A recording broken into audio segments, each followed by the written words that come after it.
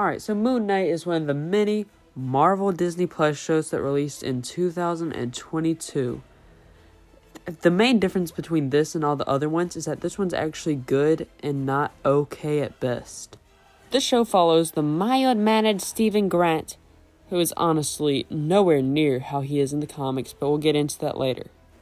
Stephen suffers from dissociative identity disorder, so by association with his other identity, Mark Spector, he is the avatar of the Egyptian god Khonshu, where he has to guard the travelers of the night, whatever the heck that means. And for those of you wondering how this video is going to be formatted, it's going to be the opposite of the Rebels video. I'm going to list stuff I don't like about this show, and I'm going to list stuff that I love about this show. Alright, so me personally, I don't particularly like how this Moon Knight feels really watered down compared to Moon Knight in the comics. Because comic book Moon Knight, he would cut off a dude's face, and if he was bored, he would just wear it around his house. That led him and his girlfriend breaking up, unsurprisingly. He also wasn't in the mood to fight his antagonist at one point, so he just flew his jet into him. Yeah, this Moon Knight doesn't really do that, and it really feels watered down to reach a more broader audience, but it's just me though. But with that being said, there's a ton of stuff I love about this show. Like the main theme, for example. They told, probably gonna butcher this, oh god, Hussam Nazhi to write a song for Moon Knight, the character nobody cared about before this. They told him to write a song for him, and he popped off for absolutely no reason whatsoever. But I do love Mark and Steven as characters. I think they're both really cool, and I personally cannot wait to get more of them in like a season 2 or like any of the upcoming MCU movies. Believe it or not, I'm actually gonna have to side with the fans here and say that episode 5 is the best one.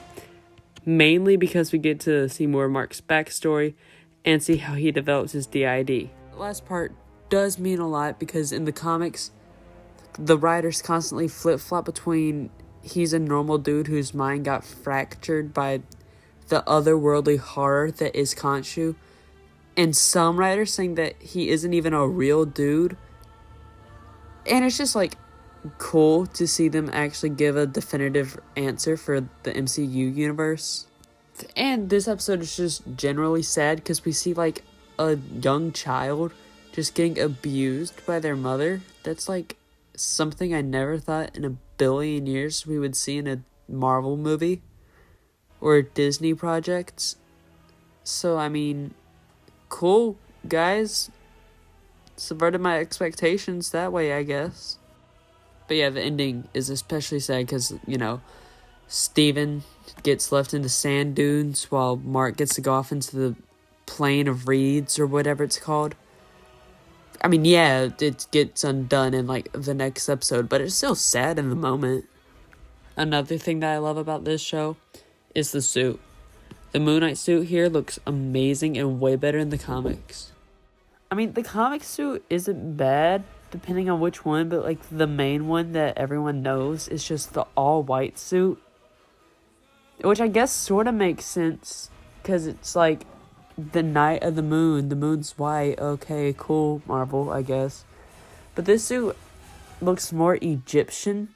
It's like more mummy-esque, if that makes sense. Moon Knight is just a good show that you should just watch if you haven't already. I mean, like, if you haven't watched it yet, why are you watching a 5-minute long YouTube video about it? That's just a goofy little thing for you to do. But anyways, yeah, Moon Knight gets a very respectable 8 out of 10. Real quick, now that the video is over, thank you, every last one of you who have subscribed. That 15 subscribers means the world to me. I know that's such a small number, but we are like 1.5% of the way to getting 1,000. Thank you, every one of you.